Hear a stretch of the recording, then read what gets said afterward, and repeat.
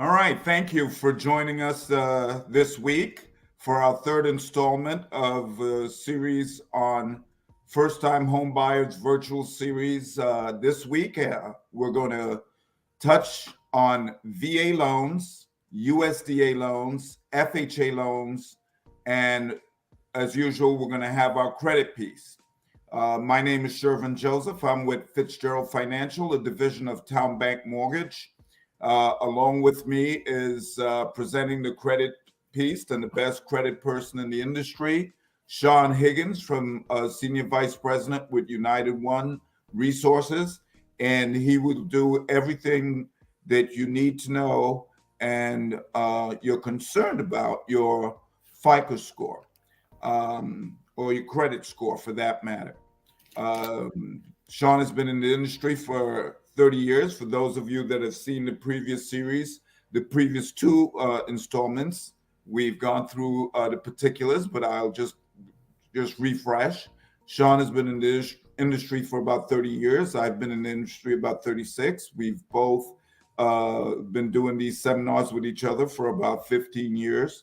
And we feel that it is a need of vital importance to educate through the literacy project all communities of color, women, black, white, brown, doesn't matter. We think everybody is entitled to the right and opportunity of home ownership, provided that you're qualified. So we're taking you through the process so you understand what it takes to qualify for a mortgage.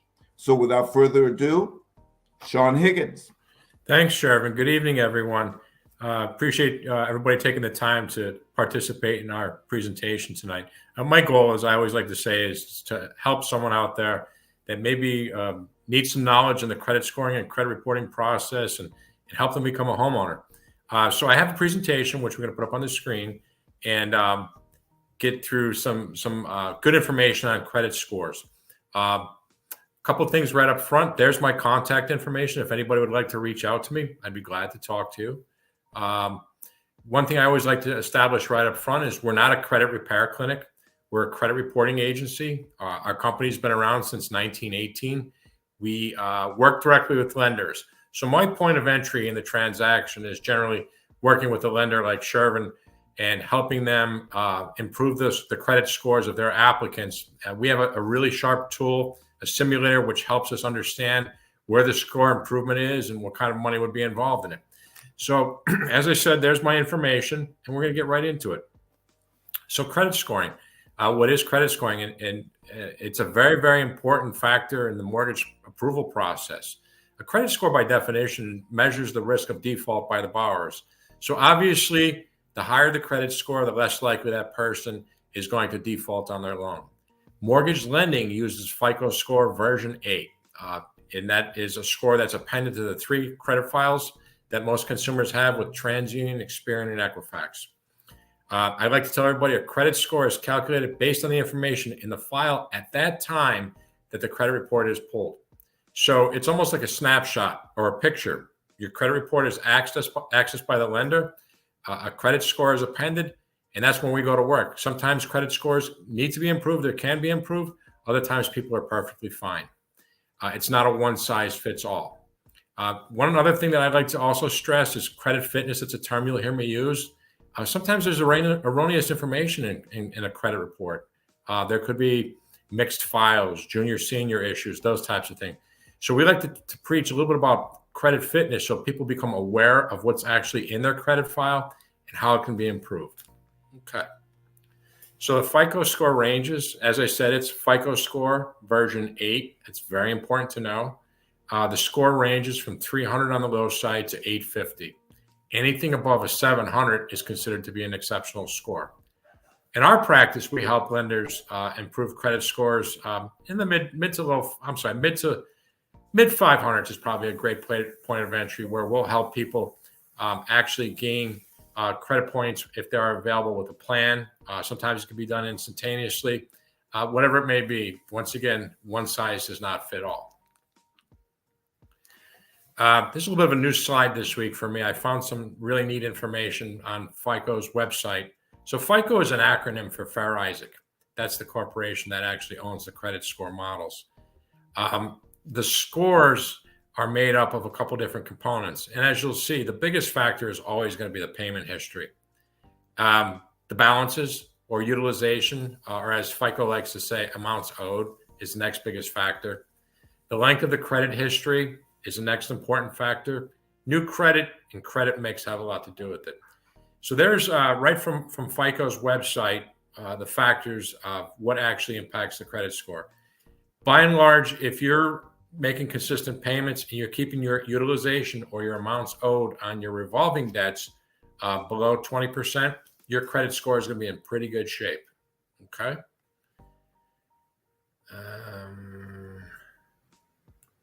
Okay. So one of the question that we get a lot in this business is how do inquiries impact my credit score?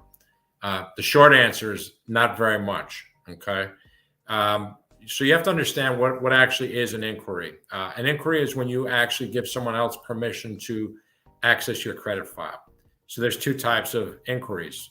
There's a hard inquiry and there's a soft inquiry. The credit report will also list any of the inquiries that were made onto your credit report. The hard inquiry, that's used in connection with an application for credit. The credit report is accessed with the consumer's approval. A soft inquiry, which is a little bit less known, but there is some consumer knowledge out there about it. A soft inquiry is a credit inquiry that's made perhaps if you have an existing account with a creditor, like a credit card company. They'll sometimes pull a soft inquiry on your credit report to see how your balances are performing and that type of stuff. It's also where consumers are pre-selected to fit into a certain criteria for a pre-approved offer of credit.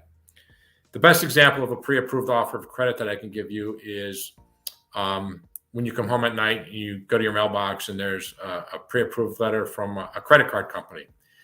That, before it got to you, was your credit file was accessed through a soft pull. There was a pre-approved offer of credit that was being extended by that credit grantor, and you fit the criteria. So that's how that comes into being. But you got to remember, though, hard inquiries, they're in connection with an application. A soft inquiry is generally without your knowledge. We'll talk about a little bit more about soft inquiries as we get a little bit later into the process. So the number one question on credit inquiries, how much do they impact my score? Okay. Here's the short answer. It's about 5 points after 30 days have gone. So if you make a mortgage application, you could pretty much expect 30 days to the day your score will go down by about 5 points. Okay. They will have a bigger impact if you have a small amount of accounts on your credit history, or if your credit history is even smaller, a shorter time period. I looked at a credit report for one of Shervin's counterparts earlier today, and the consumers had all of their credit was established in May of June of this year. It was not able to be scored because it was such a brand new credit history. So that's a good example of what a short credit history is. However, with our simulator tool, we were able to show the lender that probably by the end of November, there would be some pretty good scores available. Rate shopping. So if you're out shopping for a car and you try to do your shopping within 30 days, or on one of the bureaus, it's even as less as 14 days, it's going to be considered to be the same type of inquiry for the kind of business. It'll be considered one inquiry. So if you go to a car dealer and they start shopping your credit application to many lenders or many of the manufacturers, as long as that's happening within a 14 to 30 day period, it's going to have a little bit of an impact on your credit score. Now, what we do know is that if there's a large number of inquiries, that can mean greater risk. So in the example I gave before, there's a real reason for having your credit report accessed. You're shopping for a car, you're shopping for a home loan, whatever it may be. That's a pretty reasonable reason to have your credit report pulled. However, if you're constantly out there taking advantage of online applications for credit cards or something that you really don't need or shouldn't be doing, FICO says that if you have more than 6 inquiries on your credit report, there's a good chance that you're going to be bankruptcy. That's their statistic. It's 6 inquiries or more on a credit report, not for, like the examples I gave, shopping for a car or a home. it's 8 times more likely that you'll be bankrupt. And the reason they say that is because you're searching for a lifeline. That's what their statistics are telling them. So talking about improving your FICO scores, as I said, the ranges are from 300 to 850. There's 3 really easy ways to keep your scores high. It's pay your bills on time, keep your balances low. As I said, on the credit cards or other revolving products, 20% is the magic number. So if you have a $1,000 credit limit and you're keeping that balance paid on time, and you're keeping that balance at or below $200, you're really maximizing your credit score. You should only apply for and open new credit accounts as they are needed.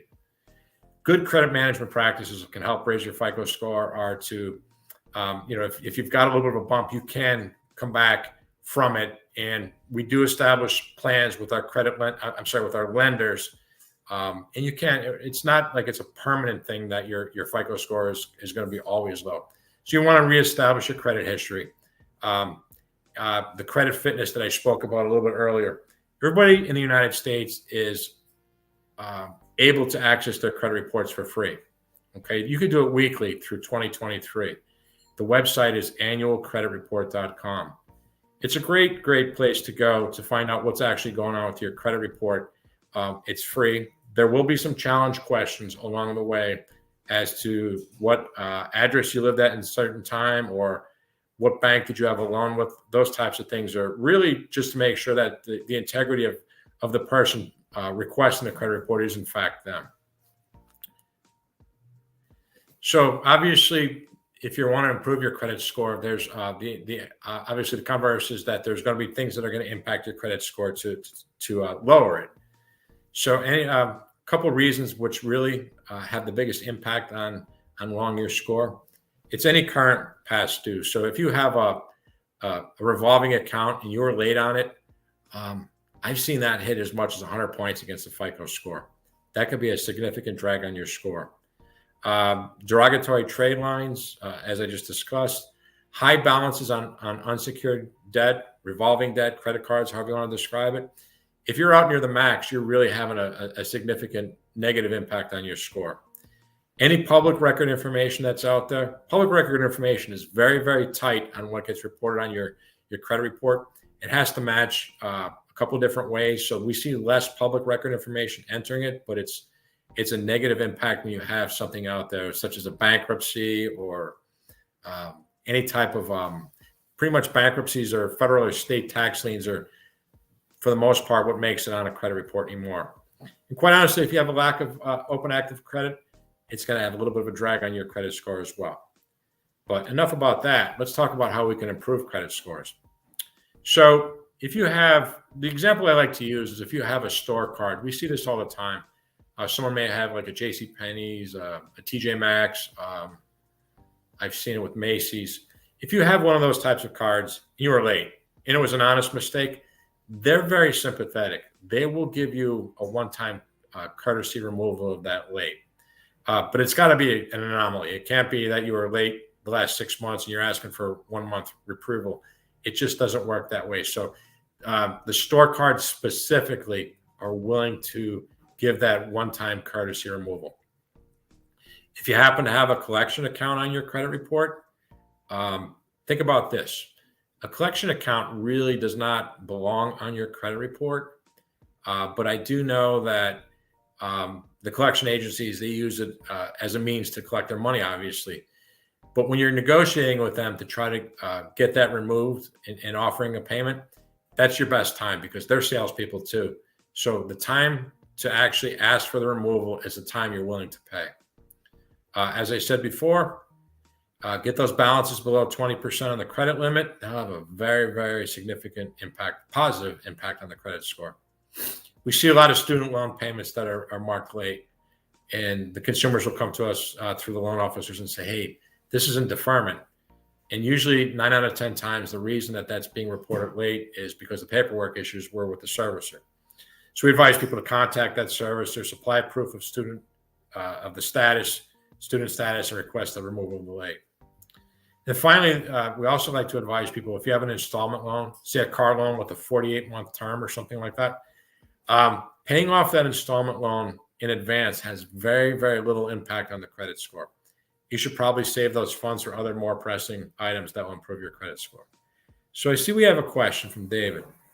We have noticed that if you put 2,000 to 5,000 on a credit card, it'll drop your score by 50 points.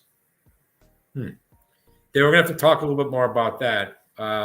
Once again, we have noticed that if you put 2,000 to 5,000 on a credit card, I know some Amex accounts have a monthly due status, which means that your balance is actually due every month.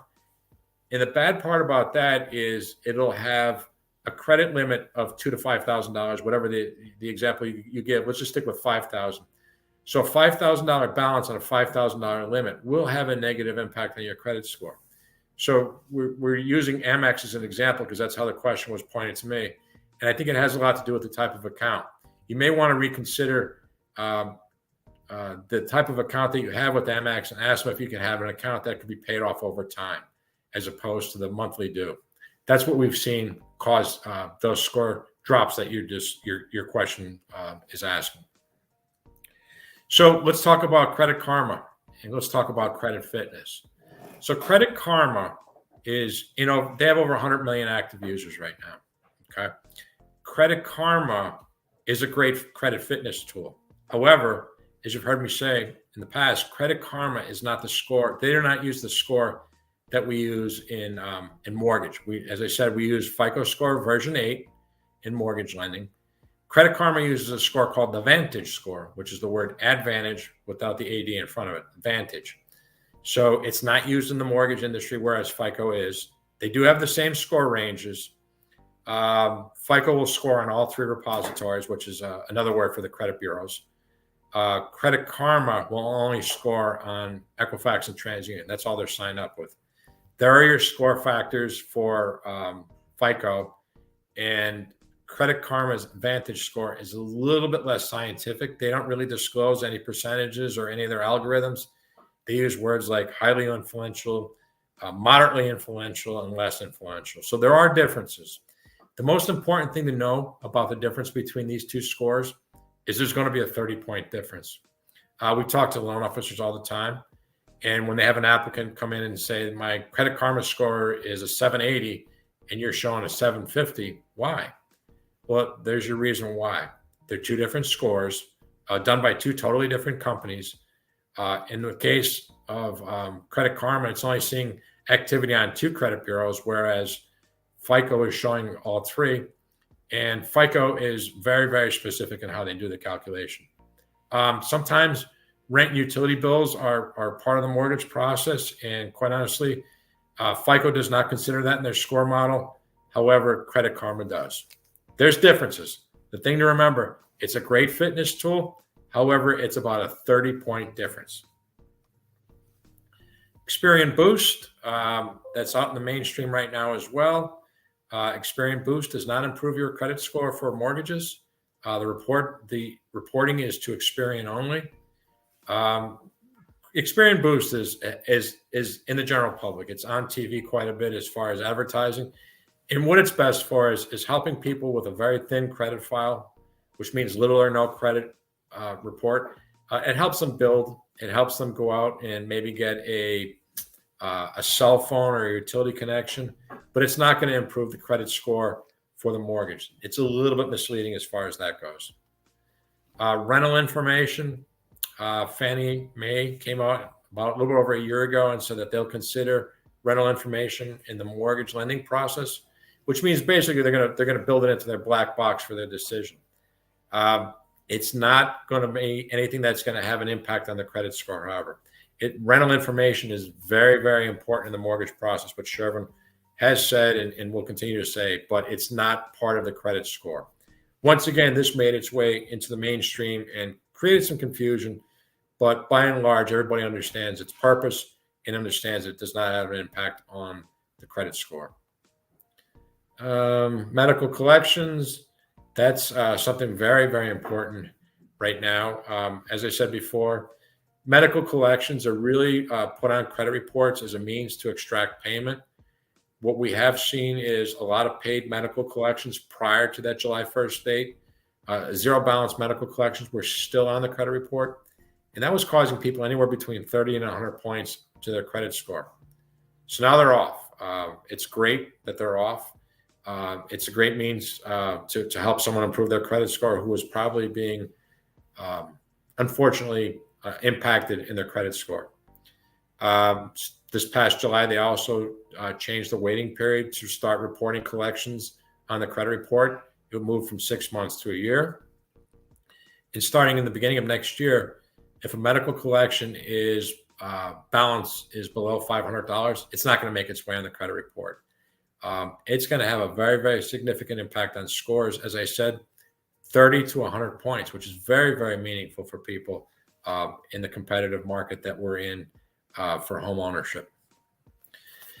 I usually end it with this website. There's all the contact information for the 3 credit bureaus. They're great people. They will talk to you about your credit file. They have consumer assistance people that do that. Their websites are there as well. Annual credit report, as I discussed, that's a great way to get a good feel for what's going on with your credit report. And then the best for last, opt-out pre-screen. As you heard me say before, the pre-approved offers that come in the mail, they can be troublesome. If the wrong people get their hands on your mail, you could have the potential for some identity theft type of issues. We've seen people come to us and say, hey, this is on my credit report. I never had this relationship. And it turns out that they're telling the truth and they were a victim of identity theft. So if you go to opt-out pre-screen, it'll stop the pre-approved offers from coming to your house. And we advise consumers, highly recommend that they take a look at that. That is all I have for today. If anybody has any questions, you could put it in the chat box and turn it over to Shervin. All right, Sean, as usual, just awesome presentation and great information out there for you folks. That was a great question by the gentleman that had the question about American Express. I'm just curious, was the question posed as if he put down, if he paid $2,000 or $3,000 a month in the movement because it was monthly? Because there's Sign and Travel American Express too that has a balance. It could be a balance of $5,000. You put down $3,000, and you might get a little movement on your score. So curious, but that's interesting because I think that probably your answer opened up some eyes for those that have that pay, the one-time pay of Amex on a monthly basis, where the payment is due pretty much in full every month, and that will move the numbers. I see David has a second question, Shervin. Okay, I don't see that. So yeah, I'm gonna take a stab at that. So he said, sure. How do we as parents help our children prepare for credit excellence?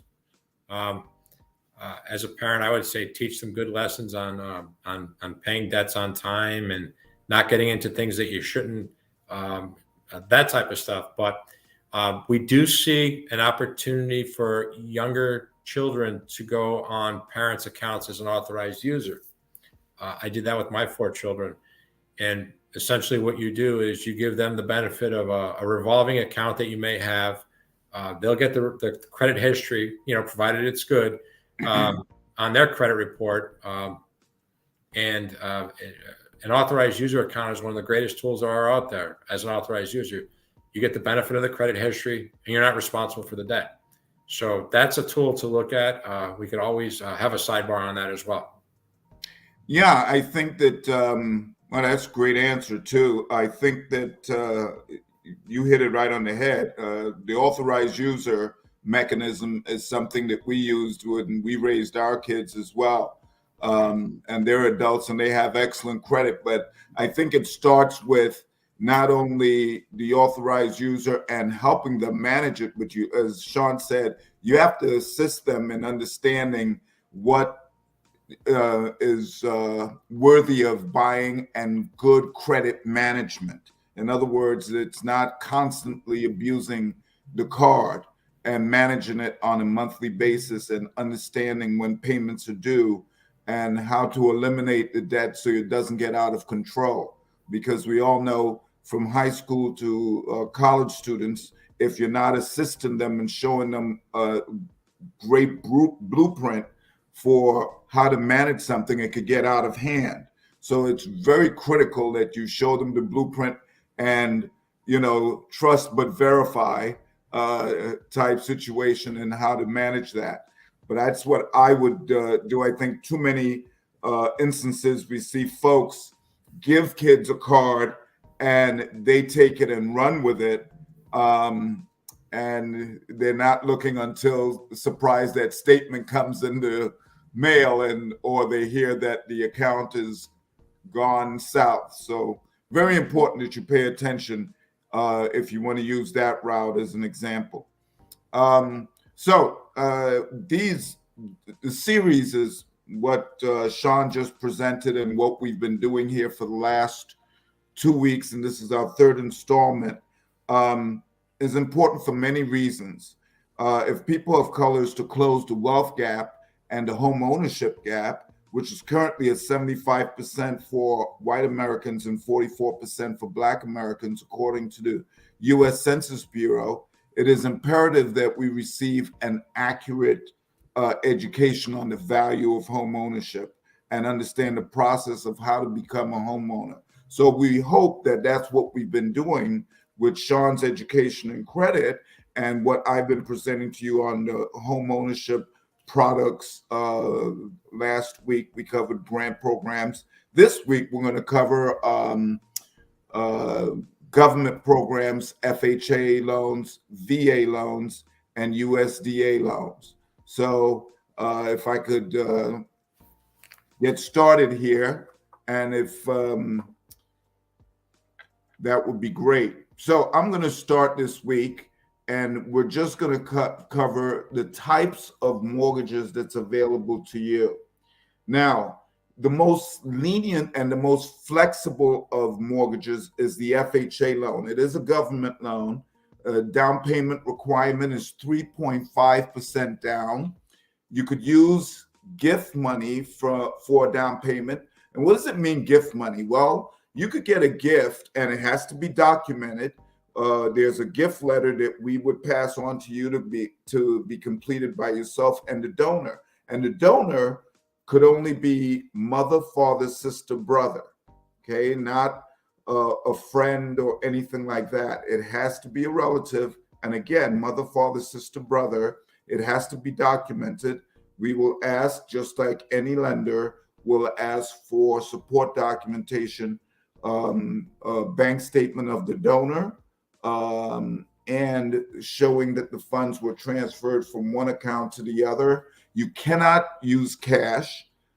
Cash will pretty much kill a deal. So you don't want to just have somebody give you $2,000 or $5,000 and there's no paper trail. Everything in the mortgage process requires a paper trail. It's a less strict debt to income ratio. So there's flexibility there with your debt to income ratio. And what does that mean? Your debt to income ratio is what your total income is and the debts you pay. So you take your debts divided by your total income and you'll get your debt to income ratio. Usually qualifying is about 41% and the flexibility goes up. And we have great flexibility with that. But again, your profile, credit, assets, employment, how long you've been on the job and so forth plays a role into this as well. And when I say flexible credit qualifications, that's where the flexibility comes in based on your profile and so forth. And can be used towards home improvement. So there's also an FHA loan. There's a home improvement component to the FHA loan, and it's called a 203K loan. And I would suggest that first-time home buyers not go after a 203K loan because it should be for someone that's accustomed to managing a mortgage. That's my opinion. That's not my bank's opinion. Keep in mind, I work for Fitzgerald Financial Group, a division of Town Bank Mortgage. And just in January, Forbes Bank Forbes magazine tagged us as the number ninth lender out of about 5,000 lenders in this country. So as the number 9 performing lender. So that's pretty good a reference and a pretty good endorsement. So we love that because we've worked hard for it. But that just gives you an idea of the quality of people that we have here at Fitzgerald Financial and Town Bank Mortgage. FHA Loans, I have to say, has the flexibility that you could work around. And when we say flexibility with flexible credit qualifications, you know, you might have some lates in the past. So it's not something that you could not explain. So it's very important that you understand that that is probably the best and most flexible loan for someone just tight on money and tight on credit score. Okay, very important that we understand that. Also, FHA and VA loans are probably best priced loans. So when you look at it, interest rates in this particular market that we're in, the interest rate is going to be about 0.75% to 1% on any given day, better than our conventional counterparts, conventional Fannie Mae and Freddie Mac. So that's just a note for you when you're qualifying for a mortgage. The next loan is a VA loan. The VA loan is uniquely allows you active duty, reservists, and veterans. Now, I'm a former Marine, so I know everything there is about a VA loan. One of the best loans if you qualify for the VA loan, if you served your country in any capacity in the military, then it's excellent. And you should never just sit on a VA loan and say, yeah, I'm going to do this one instead. It offers you no money down opportunity. There's no monthly mortgage insurance. And the veterans and some surviving spouses have the opportunity to purchase. So it's really a great, great instrument to purchase a home. The no money down requirement, of course, you'll present your DD-214 and we could request your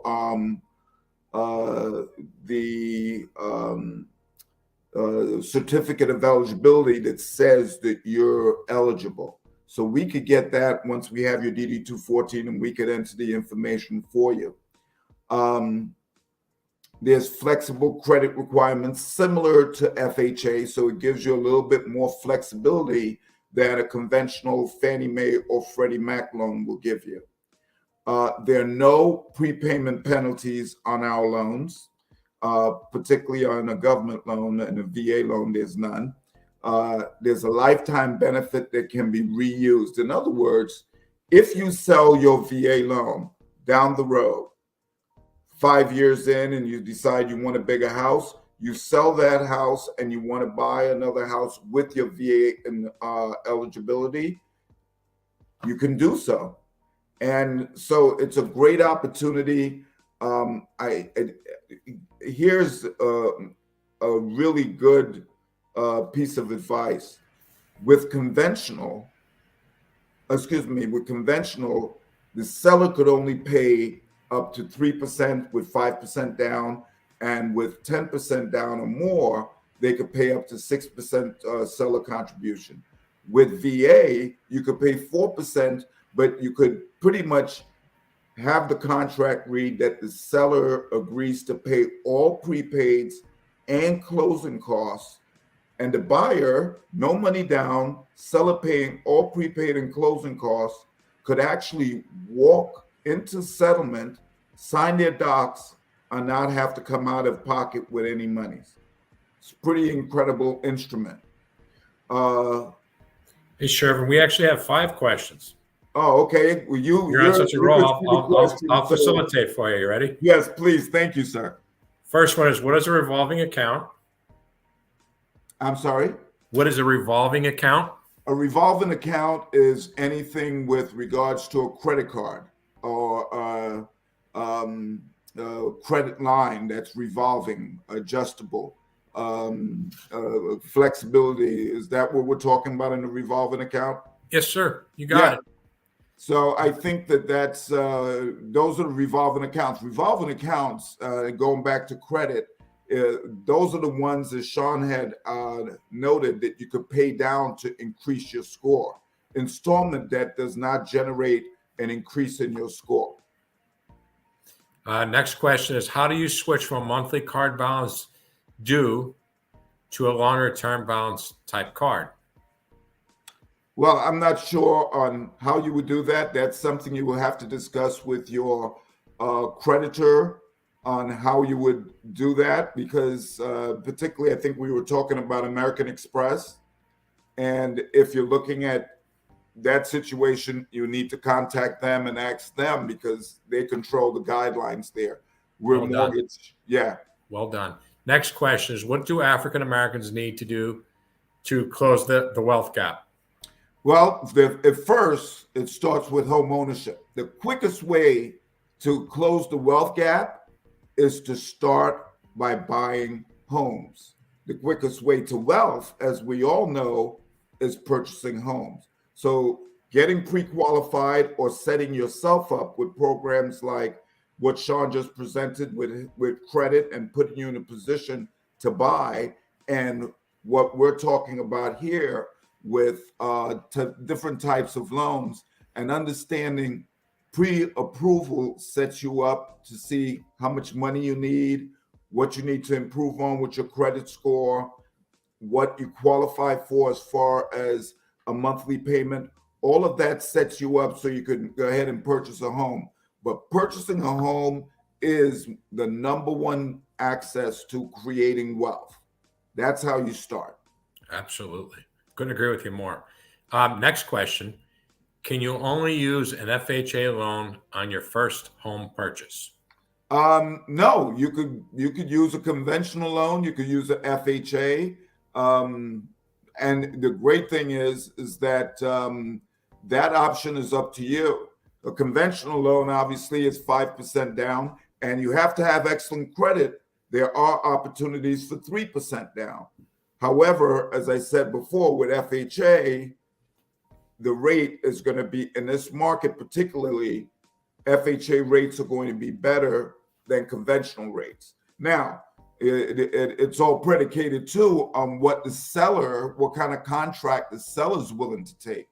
A lot of sellers will take a conventional loan because they figure that they'll have more flexibility with the appraiser.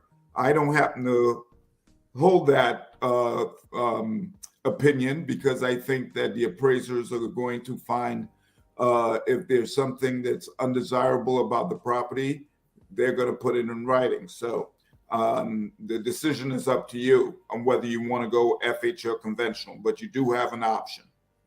Thank you. Next question is, when does PMI come into play on your loan? Well, PMI is a conventional, it's mortgage insurance. It protects the lender against anything happening to the property. And anytime you're paying less than 20% down on a conventional loan, you have to pay private mortgage insurance. Okay, if you pay more than 20% down, you eliminate mortgage insurance. However, on an FHA loan, it's called MIP, mortgage insurance protection, and it's mandatory throughout the life of the loan. So in a sense, with FHA, you would have to refinance that loan to get rid of the MI component, the MIP component. And conventional, and I said 20%. It's usually when your loan to value goes to 78%, it eliminates MI. But that's something you could do with your servicer, whoever your loan servicer is. You could discuss that with them. If you feel that your loan, you've been in a house a number of years and you've acquired the appropriate equity, then you could approach your servicer to see how you get out of the MI. Okay, thank you. Next question. My nephew is a retired Marine. Can he apply for a VA loan? If so, where?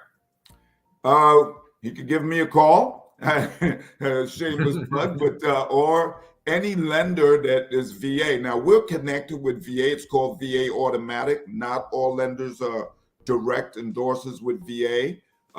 Yes, he's a Marine. He's served. He should be, as long as he qualifies with credit and has the assets to purchase a home. Absolutely, we will qualify him. And the good thing is that we close loans in less than 30 days, usually in about 3 weeks. So we could put him in a home provided that he qualifies. But anyone that is served, regardless of the branch, we won't hold it against you for the other branches. I'm only kidding. But absolutely, we were more than happy to take care of your nephew. Last one, Shervin. Will current interest rates stop me from buying a home? No, that my opinion. I think that anytime you have an opportunity of purchasing a home, you take that opportunity. When you sit on the sidelines and you don't engage, you lose a lot of equity and an opportunity to equity that you could use to buy another property. Keep in mind, just a fun fact here. Pre-COVID, well before COVID, before the rates were 3% and 4%, and we got spoiled, rates were at 5%, 5.5%. Just 20 years ago, rates were, pretty high. 30 years ago, when I came into this business, Sean came into the business, it was in double digits. Now, if you're asking me 14%, 13%, yeah, but people found a way to not only buy homes, they got very creative, and there was no drama with getting homes. It's always, you still have to save, you still have to have decent credit and so forth. But now we're only talking about 6.5 to 7% rate. And the great thing is you could get a home and you could either do a 2-1 buy down. That's an option that's available to you. And that's a whole nother presentation. There are adjustable rate mortgages. They're available. I'm not a fan when you could still have, and I consider a 6.5 to 7% a decent rate, because guess what? In another 2 years, the rates will probably come down a little bit and you could refinance right out of where you are. So I think that anytime you have an opportunity and you qualify for a mortgage, you should take that opportunity and just jump on the ability to have home ownership. Again, that's how you build wealth, and that's how you allow yourself to accrue equity and build for your future, as opposed to just waiting and waiting. You don't know what you're waiting on. You might wait yourself out of the market. One last question, Shervin. Sure. What's the best loan type for anyone under 700 credit score? Well, it depends on how far under 700 credit score. If you're talking about between 620 and 700, you have a variety. You could do FHA and VA, depending on if you qualify, and you could go from 620, 680, and if you're looking at conventional and you have the money down where you could eliminate mortgage insurance, you certainly could go with a conventional loan in that respect. But we do 620 and better on FICO score, so you will be in good shape to choose either one of those. But again, it depends on the particulars, what your loan amount is, how much money you're putting down, and what the rest of your situation is, how much assets you have for closing. So, there's other particulars that we need to know from a pre-approval situation. But yeah, it sounds like we have a lot of folks there that are in position, but you just have to take the leap, and you shouldn't be afraid to take the leap, because right now, here's the other option. If you're not buying a home where you're accumulating wealth, if you're setting yourself up with equity, you're paying somebody else's mortgage. and That's they're right. accumulating wealth and they're accumulating equity. Whether you're renting in a house or renting in an apartment, you're paying somebody else's mortgage and it's not yours. Thanks, Sheriff. And spot on as always. That seems to be all the questions. I'll be sure to let you know if there are Oh any yeah, more. let me know if there's more. Absolutely. So yes, with VA, it's a lifetime benefit, and if you sold the house, as I said previously, you get to use the VA entitlement again.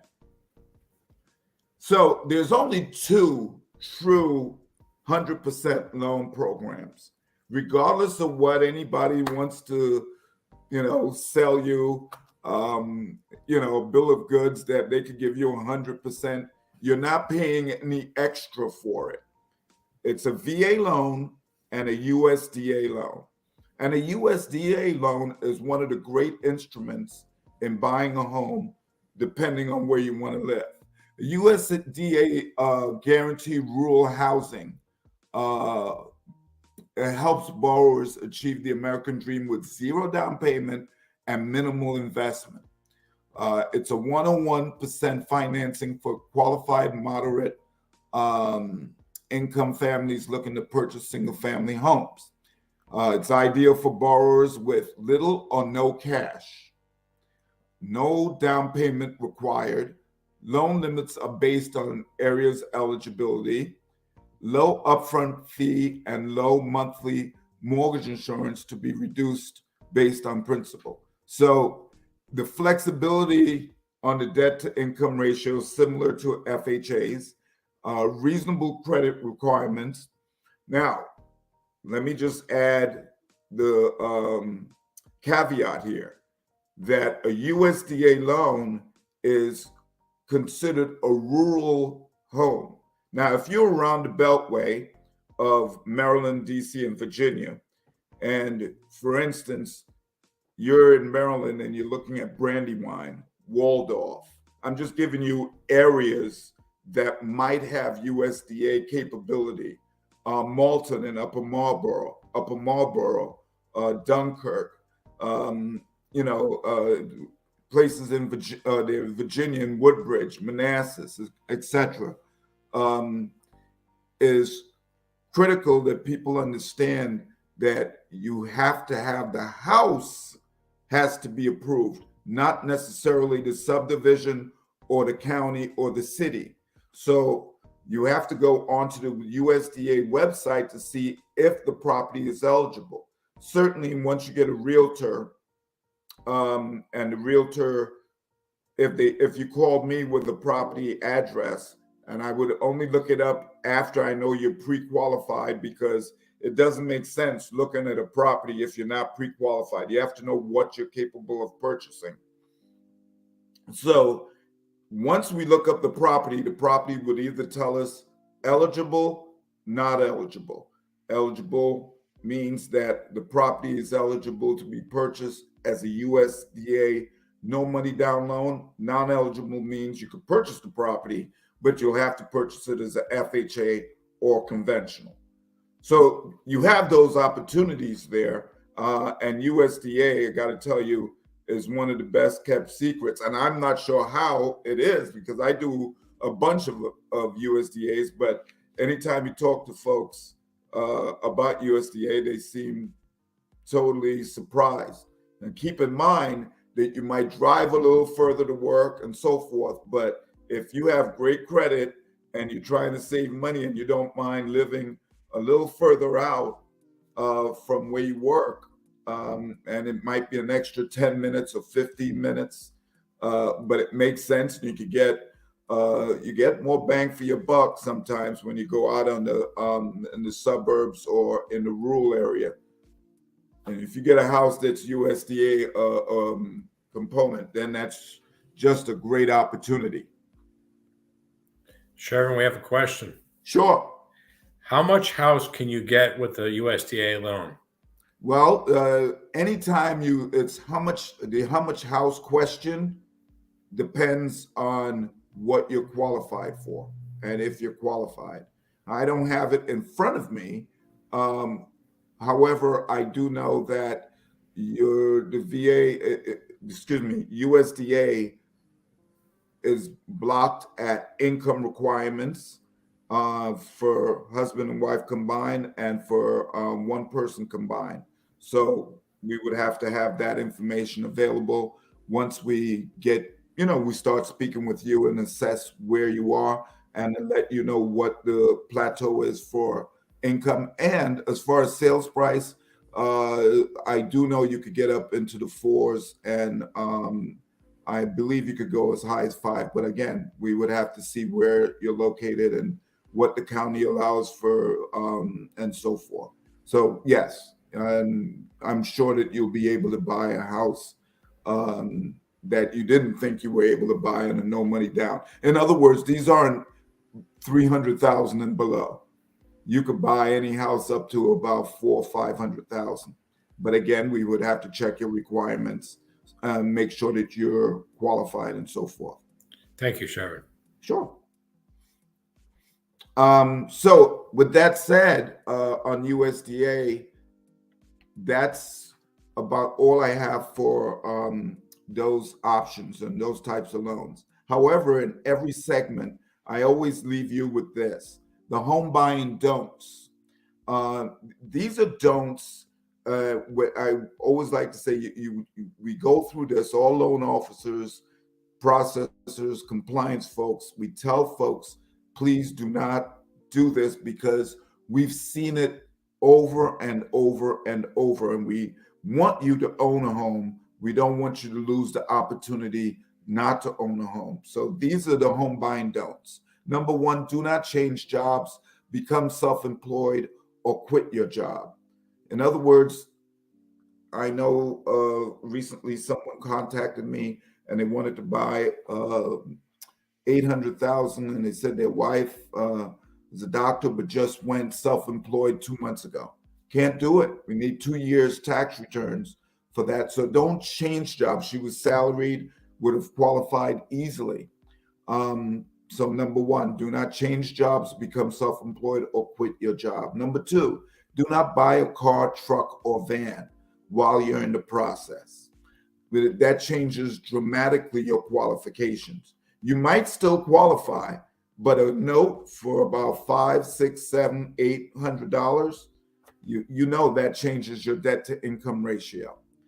Number three, do not use charge cards excessively or let your accounts fall behind. I'm going to say this repeatedly.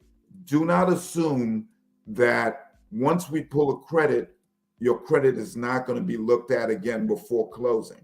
Okay? A lot of companies do a soft pull to make sure everything is okay with your credit before closing. Don't put yourself in that situation. You never know what will happen. Number four, do not spend money you have set aside for closing. If you have a trip you want to go on, let's wait until after you close and you get your keys. Don't go on a trip, 4-day weekend at Cabo, and the next thing you know, you're enjoying life so much, you're spending your money for closing. So keep that in mind. Do not buy furniture. Furniture could wait until after you have acquired your home. Number seven, do not originate any inquiries on your credit card. You heard the credit score drop. While it's not a colossal amount, it does happen. And any inquiries that are on your credit report that they might pull, they meaning compliance or underwriting, might pull a software pull on your loan, has to be explained and has to be justified. Do not make large deposits without first checking with your loan officer. Every large deposit has to be paper trailed and explain where the money came from. Very important. Please do not make large deposits without first checking with your loan officer. Number 9, do not change bank accounts or move money between accounts. Absolutely critical. Okay? We just keep your money where it is. And if you have a question, give me a call. I'll be more than happy to counsel you and give you advice with that in regard to where things are. But there's no need to move money because we're more than likely going to have bank statements on all accounts. So keep everything simple. Number 10, do not, repeat, do not co-sign a loan for anyone. That dramatically will probably change the dynamics of if you qualify or not, because that's a huge hurdle if you're co-signing for a car or something like that. All right. And I think that's all I have. So if you have any questions, please let me know. We've had some great questions tonight. Sean, I appreciate you co-piloting and getting those questions in so we could provide the answers. But if you have any questions whatsoever, please feel free to. Sure, we have one more question. Oh, yeah. Let's do it. You ready? Does paying off loans help me during my house loan process? It can, but again, we have to know your situation. So for me to just generally say, yeah, paying off loans will generally help you because it'll lower your debt. Okay. But I think what we want to do is we want to assess where you are and if it's even needed, so we could see what's needed to be paid off. And if you could pay off the debt and still have your funds to close, then sure, that's up to you. That's a decision you have to make.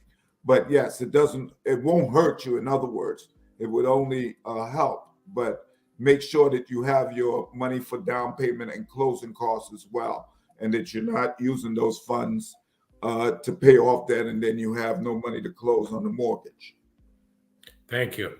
Well put. And if it's an installment loan, it's probably not going to help your credit score. Yes, please. Thank you. That's huge. A lot of people just don't realize it's not every debt you pay off that will trigger your score to increase. It's got to be revolving debt, credit cards, and credit cards. It looks like that's the last question. Lots of good questions, though, tonight. Yeah, very good question. So people are well engaged, and it sounds like people are ready. So my contact information, Shervin Joseph, 571-278-8351. It's my cell. My email, Shervin.Joseph, that's SHIRVAN.JOSEPH @FitzgeraldFinancial.net. And Sean's contact information is 570-706-2830. And my email address is shiggins. That's my first name, first letter of my first name, I should say, shiggins @unitedone.com. And the one is spelled out ONE. All right. Well, thank you guys for attending. We appreciate you attending. Don't forget, next Tuesday, we have our last installment for this quarter with regards to just major Q&A and a kind of recap of everything we've done for the last 3 installments. So we're going to wrap it up, probably going back to number 1, but answering your questions with everything. So if you know anyone that wants to attend, it'll be the same time next week at 7. And I can guarantee you there's going to be more information that we didn't cover on tonight. So it's going to be kind of a recap of all of the 3 previous shows. All right. Well, thanks again for attending. Thanks, Sean, for a great Thank you, Sean. Thanks for having me. presentation.